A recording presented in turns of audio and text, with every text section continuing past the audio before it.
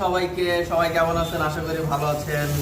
এই যে চলে গিয়েছিলাম নদীতে, নদী থেকে কিছু মাছ কিনে নিয়ে আসলাম।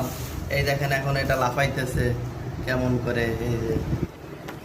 এই যে এই যে দেখেন, এই তাজা মাছ একদম। আসলে এটা কি সুরমা নদীর মাছ না কি বলে, একটা জায়গায় থেকে নিয়ে আসলাম।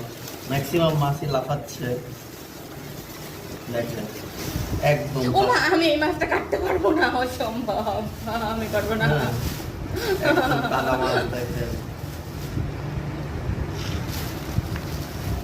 আমি কিন্তু কাটবো না। তো এই ছিল মাছের আজকে আমাদের মাছের হাট বাজার।